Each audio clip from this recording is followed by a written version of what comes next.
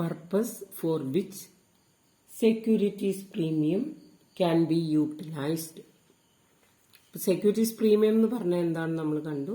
അതായത് ഷെയർ ക്യാപിറ്റലിനേക്കാൾ, അതായത് ഇപ്പോൾ 10 രൂപയുടെ ഷെയർ 12 രൂപയ്ക്ക് ഇഷ്യൂ ചെയ്യുകയാണെങ്കിൽ ആ 2 രൂപയാണ് സെക്യൂരിറ്റീസ് പ്രീമിയം. ഇനി എമൗണ്ട് ഈ സെക്യൂരിറ്റീസ് പ്രീമിയം കളക്ട് ചെയ്യുന്നത് എന്തിനൊക്കെ വേണ്ടി യൂട്ടിലൈസ് ചെയ്യാം എന്നുള്ളതാണ്. First point, for writing off preliminary expenses of the company.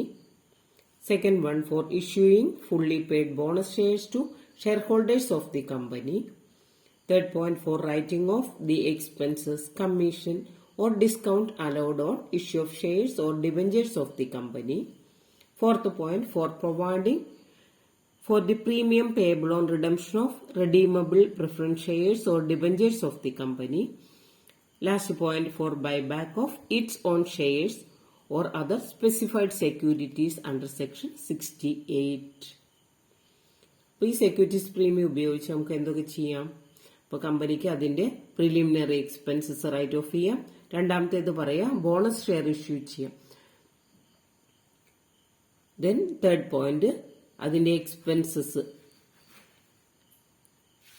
Right of ചെയ്യാനായിട്ട്. അതുപോലെ തന്നെ അടുത്ത പോയിന്റ് നമ്മൾ പറയുന്നത് റെഡീമബിൾ പ്രിഫറൻസ് ഷെയർസ് റെഡീം ചെയ്യാൻ, അല്ലെങ്കിൽ ഡിബഞ്ചർ റെഡീം ചെയ്യാൻ അത് ഉപയോഗിക്കാം.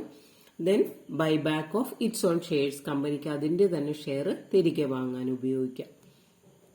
എന്തിനൊക്കെ ഉപയോഗിക്കാനായിട്ട് സാധിക്കില്ല എന്നും കൂടി നമുക്ക് നോക്കാം. Securities premium cannot be utilised for adjustment of premium on redemption of preference shares in case of companies governed by section 133 of the Companies Act 2013, which are required to comply with accounting standards prescribed. ആ പറഞ്ഞിരിക്കുന്ന accounting standards follow ചെയ്യണം.